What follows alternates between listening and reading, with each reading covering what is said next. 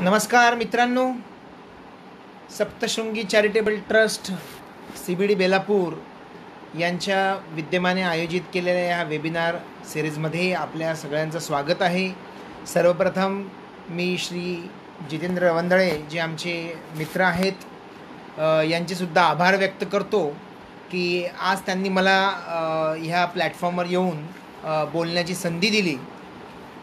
मित्रांनो, कोविड-19 या संदर्भामध्ये आपल्या सगळ्यांच्या जीवनामध्ये ज्या काही घडामोडी होत चाललेल्या आहेत आणि गेल्या ऑलमोस्ट 54 ते 55 दिवसांपासून आपण लॉकडाऊनच्या अवस्थेमध्ये आपल्या घरामध्ये बंद आहोत. या कोविड-2019ने आपल्याला जीवनामध्ये वेगवेगळ्या गोष्टी शिकण्याची संधीसुद्धा दिलेली आहेत. किंबहुना कोविड-2019 हा आपल्या जीवनाचा एक अविभाज्य घटक कदाचित बनणार आहे. कारण गेल्या कित्येक महिन्यांपासून जेव्हा हा कोविड-2019 आपल्या चायनामध्ये हा कोविड-2019 जेव्हा आला तेव्हापासून आतापर्यंत याच्यावर वॅक्सिन शोधण्यासाठी प्रयत्न चालू आहेत आणि जगातल्या सगळ्या प्रकारच्या विविध पॅथीज याच्यावर काम करत असून आपल्याला कदाचित भविष्यामध्ये एक चांगले दिवस बघण्याची संधी मिळेल आणि याच्यावर निश्चितच वॅक्सिन निघेल. आणि ह्या सगळ्या जेव्हा आपण वॅक्सिनची वाट बघतो तेव्हा निश्चितच फार्मास्युटिकल कंपनी पूजा रौंदाळे मॅडम ह्यासुद्धा हा व्हिडिओ बघत आहे, त्यांचं स्वागत करतो. जितेंद्र रौंदाळे सर, तुमचंही स्वागत करतो पुन्हा एकदा. तर मित्रांनो, आज मी कोविड-2019च्या सिच्युएशन नंतर फार्मास्युटिकल इंडस्ट्रीमध्ये काय बदल होतील ह्या विषयावर चर्चा करणार आहे. फार्मास्युटिकल इंडस्ट्रीची थोडीशी एक प्राथमिक माहिती मी तुम्हाला देऊ इच्छितो. टॅब्लेट्स घेतो, कॅप्सूल घेतो, इंजेक्शन्स घेतो, हे सगळे येतात कुठून, या सगळ्यांचा सोर्स कुठे आहे? तर तुमच्या या सगळ्या प्रश्नांची उत्तरं मी हळूहळू आजच्या ह्या वेबिनारमध्ये देणार आहे. मित्रांनो, तुम्हाला सगळ्यांना कल्पना आहे की आपल्या विविध स्तरांवर कोरोना वॉरियर्सचं जे काही ॲप्रिशिएशन होतं, त्या सगळ्या कोरोना वॉरियर्समध्ये फार्मासिस्टसुद्धा एक घटक आहे. फार्मासिस्ट म्हणजे कोण?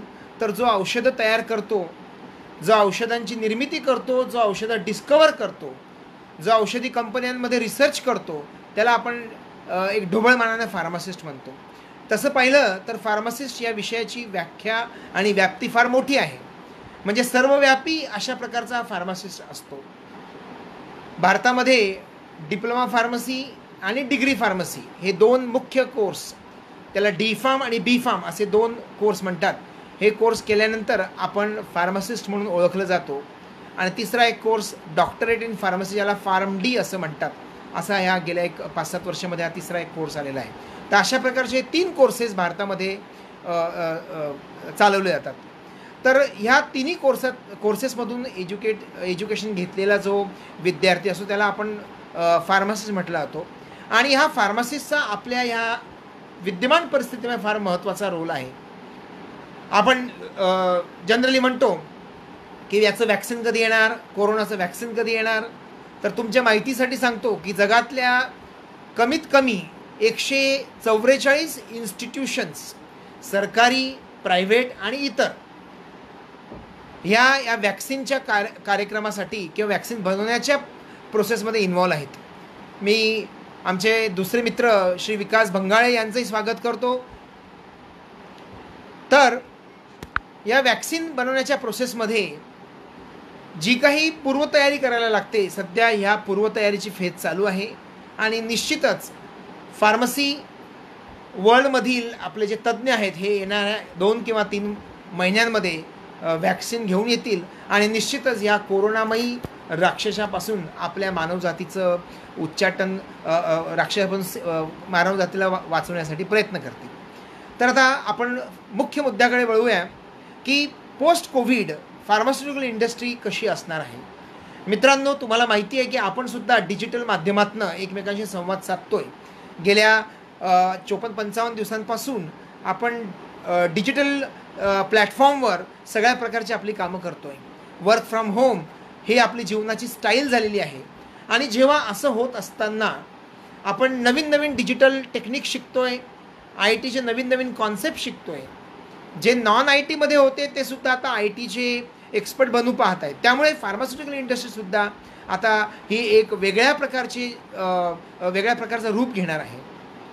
सो त्याला जर म्हणायचं झालं, जर टेक्निकल भाषेत म्हणायचं झालं तर pharmaceutical industry is going to revamp like anything on digital platform. So artificial intelligence, machine learning, data science, these are going to be बझवर्ड्स.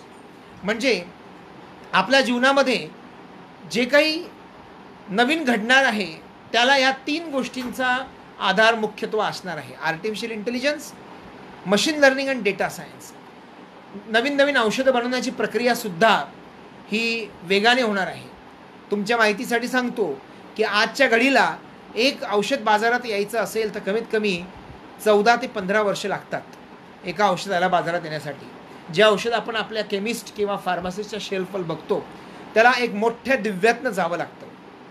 वेगवेगळ्या प्राण्यांवर टेस्ट करावे लागतात, त्यानंतर वेगवेगळ्या परमिशन्स घ्याव्या लागतात आणि त्यानंतर मग ते औषध बाजारामध्ये येतं. त्यामुळे या कोविड-19ची लस सुद्धा बनवण्यासाठी याच प्रक्रियेतनं त्या लसीला जावं लागणार आहे किंवा जात आहे आणि त्यामुळे त्याला वेळ लागतो आहे. किंबहुना आपण बघितलं असेल की पोलिओची लस आपल्याकडे आहे, इन्फ्लुएन्झाची लस आहे किंवा इतर आजाराची लस आहे, यांनासुद्धा याच प्रोसेसमध्ये जावं लागलं आहे. परंतु सध्याच्या टेक्नॉलॉजीच्या जमान्यामध्ये, पर्टिक्युलरली आर्टिफिशियल इंटेलिजन्सच्या जमान्यामध्ये ही जी प्रोसेस आहे ही प्रोसेस थोडी कमी वेळ घेणार आहे आणि मला निश्चितच सांगावं असं आनंद वाटतो की आपल्याला लवकरात लवकर अशा प्रकारचे नवीन नवीन औषधं बाजारामध्ये दिसतील. मित्रांनो, गेल्या 2-2.5 महिन्यांपासून आपण हायड्रॉक्झिक्लोरोक्विन नावाच्या ड्रग्सबद्दल बरीच चर्चा करतो. अझिथ्रोमायसिन विच इज अँटीबायोटिक याची चर्चा करतोय. तर हायड्रॉक्झिक्लोरोक्विन किंवा azithromycin, these are nothing but these are the medicines which have been generated, which have been discovered by the pharmacy people. म्हणून फार्मासिस्ट हा आजच्या हेल्थकेअर सिस्टीमचा एक मोठा कणा आहे. कारण जर फार्मसीच्या लोकांनी औषधं डिस्कवर केली नाहीत तर ही औषधं जनसामान्यापर्यंत पोहोचणार कशी. त्यामुळे रोजच्या जीवनामध्ये फार्मासिस्टला औषधं निर्माण करणे, औषधांच्या फॅक्टरीमध्ये औषधे तयार करणे, या प्रोसेसमधनं जावं लागतं आहे. अंकुशजी पाटील, तुमचंही स्वागत आहे आजच्या. अमरदीपजी गरड, तुमचंही स्वागत आहे. अशा प्रकारे ही प्रक्रिया औषधांची मी थोडक्यात तुम्हाला स्पष्ट करतो की 10 ते 12 वर्ष औषध डिस्कवर करायला लागतात. त्यानंतर ते औषध एखाद्या कंपनीमध्ये मॅन्युफॅक्चर होतं, प्रोडक्शन होतं त्या औषधाचं प्रोडक्शन झाल्यानंतर त्याचा क्वालिटी कंट्रोल केला जातो. क्वालिटी कंट्रोल, क्वालिटी अश्युरन्स या प्रोसेसमधनं गेल्यानंतर सेल्स, मार्केटिंग, सप्लाय चेन ही जी आपली रुटीन प्रोसेस आहे यातनं गेल्यानंतर ते औषध तुमच्या केमिस्टच्या शेल्फवर येतं. त्यामुळे निश्चितच ज्या वेळेला आपण पोस्ट कोविडची चर्चा करतो त्यावेळेला औषध कशा प्रकारे निर्माण होईल आणि काय काय अपॉर्च्युनिटी आपल्याला या पोस्ट कोविडमध्ये मिळतील त्याची पण चर्चा करणं ओघाने आहे. म्हणून मला तुम्हाला सांगावं लागतं, सध्या कृत्रिम बुद्धिमत्तेचा जमाना आहे. मी मगाशी म्हटल्याप्रमाणे आर्टिफिशियल इंटेलिजन्सचा जेव्हा मी विचार करतो त्यावेळेला रोबोटिक्स माझ्या डोक्यामध्ये येतं. म्हणजे हळूहळू आपण पर्सनलाइज मेडिसिनकडे वळणार आहोत. पर्सनलाइज मेडिसिनचा अर्थ असा की मी एक व्यक्ती म्हणून मला काही आजार होत असेल तर मला देण्यात येणारी औषधं किंवा माझा कोणी XYZ मित्र नातेवाईक असेल त्याला देण्यात येणारी औषधं त्याच डिसीजसाठी ही वेगवेगळी असू शकतात. आजच्या केसमध्ये बऱ्याचदा औषधं ही एकाच डिसीजसाठी 2 वेगवेगळ्या व्यक्तींना एकाच प्रकारची दिली जातात. परंतु हळूहळू पर्सनलाइज मेडिसिनचा जमाना येत आहे. पोस्ट कोविडच्या सिच्युएशनमध्ये पर्सनलाइज मेडिसिनवर लक्ष देण्यात येणार आहे आणि याच्यासाठी आपल्याला रोबोटिक्स किंवा आर्टिफिशियल इंटेलिजन्सची मदत लागणार आहे. प्रत्येक ह्युमन बिईंग, प्रत्येक माणूस याचं स्वतःचं एक जेनेटिक स्ट्रक्चर, जेनेटिक मेकअप असतं आणि त्यामुळे त्याला त्याच्या जेनेटिक मेकअपप्रमाणे औषध देण्यात येतील आणि त्यामुळे बायो इन्फॉर्मेटिक्स, किमो इन्फॉर्मेटिक्स या सगळ्या एरियांवर विशेष प्रकारचं रिसर्च केला जाणार आहे किंवा केला जातो आहे. आणि पोस्ट कोविडच्या एरियामध्ये याच्यावर जास्त लक्ष केंद्रित केलं जाईल. हायड्रॉक्सिक्लोरोक्विन नावाचं औषध आपल्यासाठी देवदूत बनून आलेलं आहे. तुमच्या माहितीसाठी सांगतो की हायड्रॉक्सिक्लोरोक्विन हे बऱ्याच वर्षापासून मार्केटमध्ये आहे. किंबहुना मलेरियासाठी हे औषध दिलं जातं काही वेगवेगळ्या देशांमध्ये. अचानक या कोविडच्या सिच्युएशनमुळे हायड्रॉक्सिक्लोरोक्विनचा पुनर्जन्म झालेला आहे. म्हणजे मला आठवतं की मी सुद्धा माझ्या मास्टर्समध्ये हायड्रॉक्सिक्लोरोक्विनचा अभ्यास केलेला आहे, पण त्यावेळेला कधीच विचार आला नाही की या औषधाचं इतकं गुणगान ह्या विश्वभरामध्ये गायलं जाईल. आज हायड्रॉक्सिक्लोरोक्विनला डिमांड आलेली आहे आणि अतिशय आनंदाची आणि अभिमानाची गोष्ट आहे की आपला देश हायड्रॉक्सिक्लोरोक्विन निर्यात करतोय. जगाच्या वेगवेगळ्या देशांमध्ये आपण भारताची गरज लक्षात घेऊन, भारताचा साठा बाजूला ठेवून जगाच्या वेगवेगळ्या देशामध्ये आपण ती निर्यात करतोय. आज अमेरिकासारखा बलाढ्य देशसुद्धा आपल्याला हायड्रॉक्सिक्लोरोक्विन मागतोय. त्यामुळे अशा प्रकारचं फार्मास्युटिकल इंडस्ट्री आपल्या देशामध्ये आहे. मित्रांनो, भारताची फार्मास्युटिकल इंडस्ट्री जगामध्ये 3ऱ्या नंबरची व्हॅल्यूमध्ये म्हणून गणली जाते. कारण आज अमेरिकेच्या FDA अप्रूव्ह केलेले नॉन अमेरिकन जर फार्मास्युटिकल प्लॅन्ट्स असतील तर ते फक्त आणि फक्त भारतामध्ये आहे. मी पुन्हा एकदा सांगतो, अमेरिकेच्या FDA फूड अँड ड्रग ॲडमिनिस्ट्रेशनने अप्रूव्ह केलेले नॉन अमेरिकन जर फार्मास्युटिकल प्लॅन्ट्स असतील, फार्मास्युटिकल प्रोडक्शन युनिट्स असतील किंवा कंपनीज असतील तर त्या भारतामध्ये आहे. आणि त्यामुळे भारत हे आज जगाचं औषधं निर्मिती क्षेत्रातलं एक केंद्र बनलेलं आहे.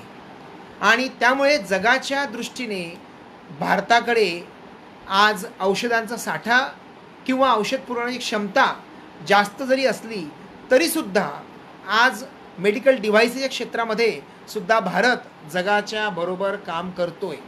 म्हणून जर पोस्ट कोविडमध्ये काय बदल किंवा काय करिअर अपॉर्च्युनिटीज आपल्याला येतील फार्मास्युटिकल इंडस्ट्रीमध्ये, तर पहिलं मी म्हटलं त्याप्रमाणे पर्सनलाइज मेडिसिन हा पहिला विषय. दुसरा मेडिकल डिव्हाइसेस, म्हणजे ज्या आपल्याला वस्तू लागतात. For example ventilator. आज व्हेंटिलेटरची गरज तुम्हाला माहिती आहे की किती आवश्यक आहे व्हेंटिलेटर. आजच आपल्या अमेरिकेच्या प्रेसिडेंटनी सांगितलं की आम्ही भारताला व्हेंटिलेटरची मदत करू. तर व्हेंटिलेटरसुद्धा एक महत्त्वाची आहे. It is kind of medical device, it is accessory basically. तर अशा किंवा आपण अस्थमासाठी जो पंप वापरतो it is also medical device. किंवा स्टेंट वापरले जातात, those are called as medical devices. तर मेडिकल डिव्हाइसेसच्या निर्मितीमध्ये, डिस्कवरीमध्ये, शोधामध्ये सुद्धा एक वेगळ्या प्रकारचा विस्फोट या पोस्ट कोविड एरियामध्ये येणार आहे. तिसरा महत्त्वाचा जो बदल होणार आहे तो आहे डिजिटल मार्केटिंगमध्ये. डिजिटल मार्केटिंग म्हणजे आज आपला सेल्स रिप्रेझेंटेटिव्ह जो आहे तो प्रत्येक डॉक्टरकडे जातो. मी आमचे मित्र किरण प्रकाश पाटील यांचंही स्वागत करतोय.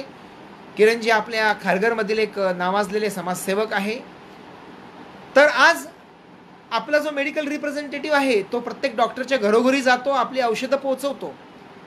डॉक्टरच्या क्लिनिकमध्ये जातो, आपली औषधं पोहोचवतो, डॉक्टरला एक्सप्लेन करतो.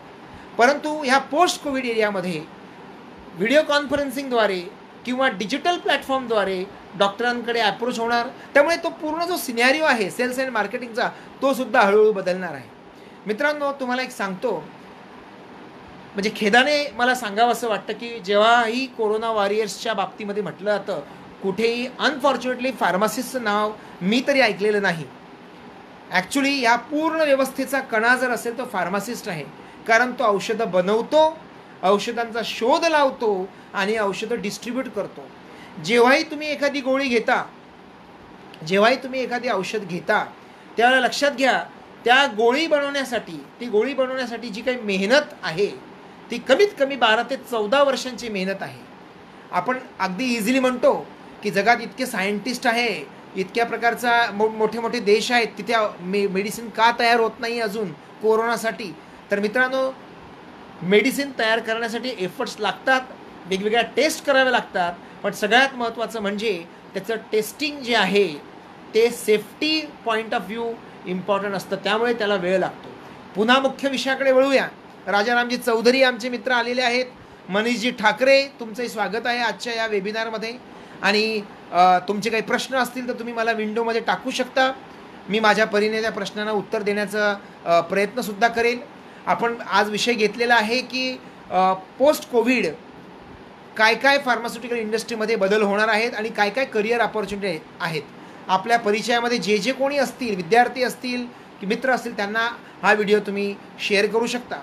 तर मेडिकल डिव्हाइसेस बाबतीत आपण बोललो, सेल्स मार्केटिंगबद्दल बोललो, त्यानंतर फार्मॅको व्हिजिलन्स हा एक नवीन गेल्या 10 वर्षामध्ये नवीन एरिया आलेला आहे, फार्मॅको व्हिजिलन्स. याचा अर्थ असा आहे की कुठलंही औषध घेतल्यानंतर त्याचा काही साईड इफेक्ट होत असेल आणि जो अजूनही आपल्या वैद्यकीय क्षेत्रामध्ये किंवा इतर कोणाला त्याच्याबद्दल माहीत नसेल तर त्याच्यावर व्हिजिलन्स ठेवायचा, त्याच्यावर लक्ष ठेवायचं आणि ते रिपोर्ट करायचं. अशा प्रकारचं फार्मॅको व्हिजिलन्सचं एक फील्ड या गेल्या 10 वर्षामध्ये जगामध्ये तयार झालेलं आहे, डेव्हलप झालेलं आहे. आणि मला पुन्हा एकदा सांगावं असं वाटतं की भारत हे फार्मॅको व्हिजिलन्सचं एक केंद्र आहे. बऱ्याचशा जगातल्या नावाजलेल्या फार्मास्युटिकल कंपनीज या भारतामध्ये आता फार्मॅको व्हिजिलन्सचे केंद्र उभारण्यासाठी तयार झालेले आहेत आणि उभारलेल्या आहेत. त्यामुळे फार्मॅको व्हिजिलन्सला सुद्धा चांगले दिवस आता पोस्ट कोविडमध्ये येणार आहे. क्लिनिकल डेटा मॅनेजमेंट म्हणजे कुठल्याही प्रकारच्या औषधांच्या निर्मितीपासून म्हणजे डिस्कवरीपासून ते औषध बाजारात येईपर्यंत ती पूर्ण प्रोसेस रेकॉर्ड करायची. त्यानंतर त्या औषधांवर जे काही परिणाम, औषधांमुळे जे काही परिणाम झालेले आहेत ते रेकॉर्ड करायचे. अशा प्रकारचे नोंदी ठेवण्याचं काम हे आपल्या क्लिनिकल डेटा मॅनेजमेंट, ज्याला CDM असं म्हणतात, टाटा कन्सल्टन्सी सर्व्हिसेस, TCS नावाची कंपनी आपण ऐकलं असेल. TCS ही जगातली टॉप 3 मधली CDM कंपनी आहे आणि ती आपल्या भारतात आहे. त्यामुळे भारतामध्ये रॅनबॅक्सी, कॅडिला, अलेम्बिक, ग्लेनमार्क, ग्लॅक्सो अशा वेगवेगळ्या कंपन्या आहेत. त्यातल्या बऱ्याचशा भारतीय कंपन्या आहेत, काही कंपन्या फॉरेन कंपनीज आहेत.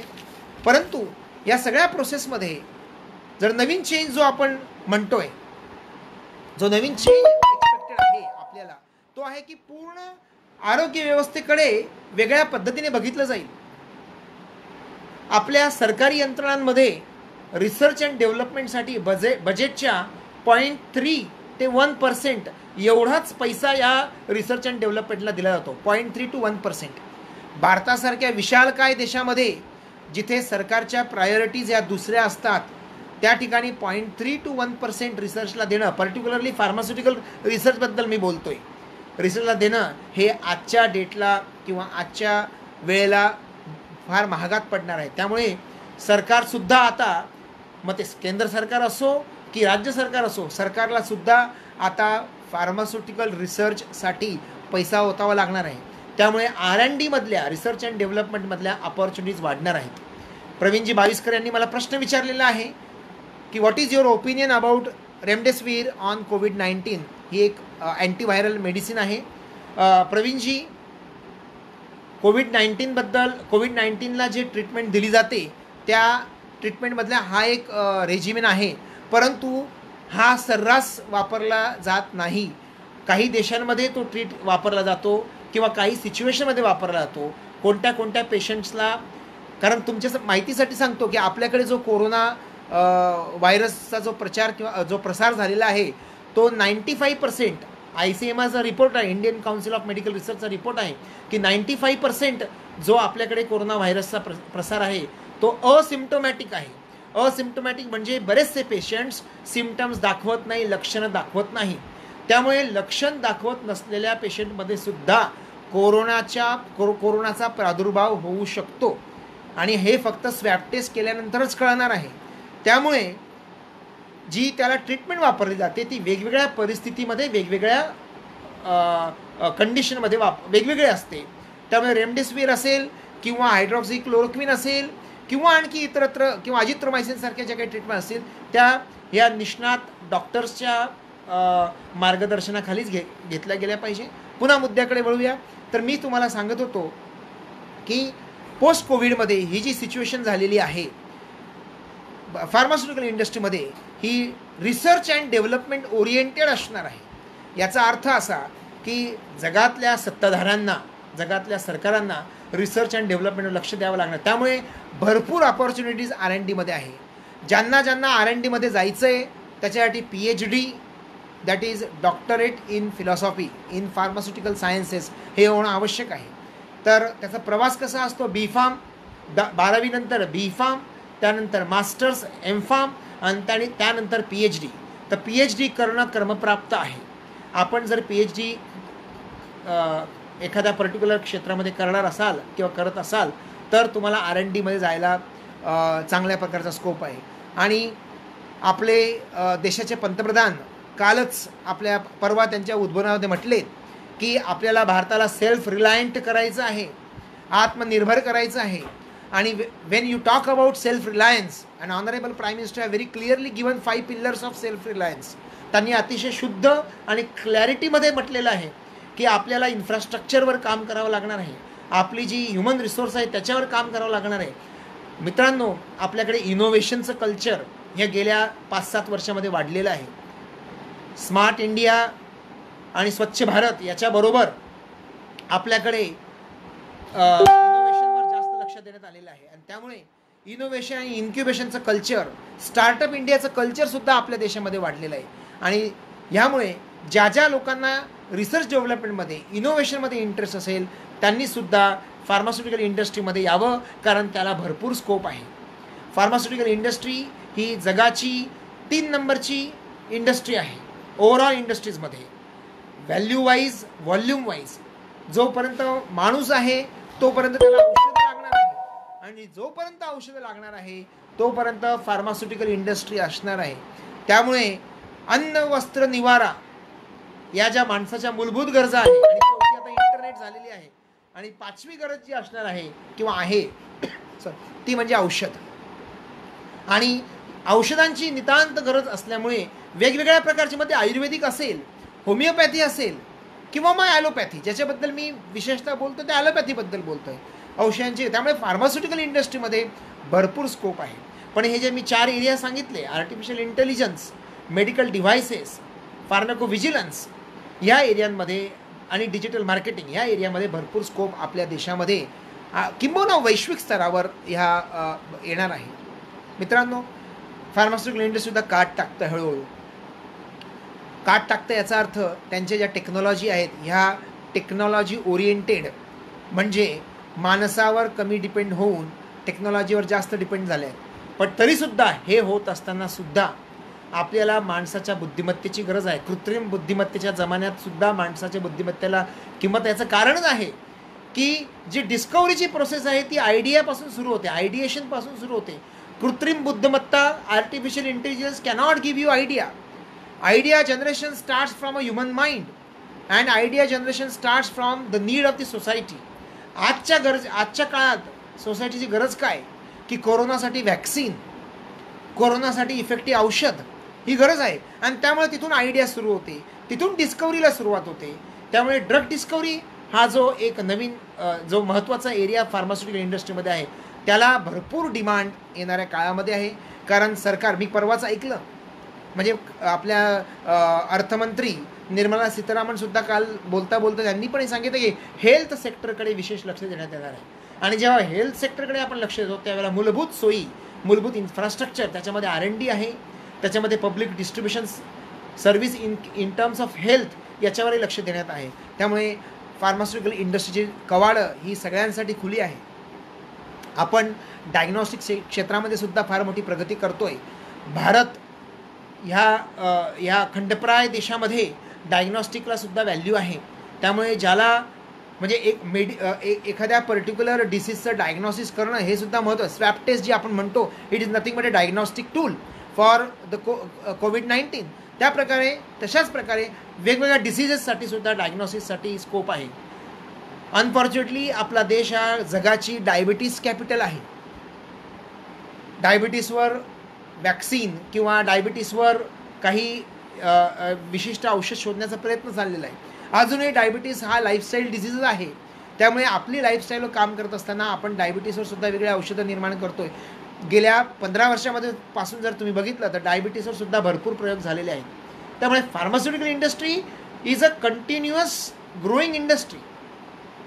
त्यामुळे इथे काम करण्यासाठी स्कोप भरपूर आहे, इनोव्हेशनला स्कोप भरपूर आहे. आणि ज्याला रिसर्च आणि इनोव्हेशनमध्ये इंटरेस्ट आहे त्यांनी फार्मास्युटिकल इंडस्ट्रीमध्ये जरूर यावं, कारण आज ही जगाची गरज झालेली आहे. आणि म्हणून आपल्याला ज्यावेळेला मला सांगावं असं वाटतं की 1901 साली 1901ला पहिली फार्मास्युटिकल इंडस्ट्री भारतामध्ये आचार्य रॉय यांनी बंगालमध्ये बनवली होती. बेंगॉल केमिकल्स म्हणून त्या नावाची इंडस्ट्री यांनी 1901 साली बनवली होती. तेव्हा ती एक होती आणि आजच्या डेटला भारतामध्ये या कमीत कमी 3000च्या वरती रेकॉर्डेड फार्मास्युटिकल इंडस्ट्री आहेत.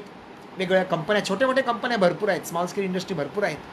परंतु ह्या सगळ्या इंडस्ट्रीमधनं वेगवेगळ्या देशांमध्ये सुद्धा औषधी एक्सपोर्ट केलं जातं. त्यामुळे इम्पोर्ट एक्सपोर्ट हे नवीन जे क्षेत्र आहे किंवा हे जे क्षेत्र आहे इथे सुद्धा आपल्या देशामध्ये फार स्कोप आहे. मग अशी म्हटल्याप्रमाणे आपल्या देशामध्ये रिसर्चला चालना देण्यासाठी स्कोप निर्माण होणार आहे. त्यामुळे रिसर्चमध्ये यावं. आज श्री रौंदाळे साहेब यांनी या सप्तशृंगी चॅरिटेबल ट्रस्टच्या माध्यमातून हा जो एक उपक्रम चालू केलेला आहे वेबिनारचा, हा अतिशय स्तुत्य उपक्रम आहे. वेगवेगळ्या फील्डच्या तज्ज्ञांना त्या ठिकाणी बोलून आपण आपले विचार व्यक्त करायला संधी देतात. त्याबद्दल तुमचं पुन्हा एकदा आभार व्यक्त करतो. आणि मी आजच्या ह्या वेबिनारपासून रजा घेतो. धन्यवाद.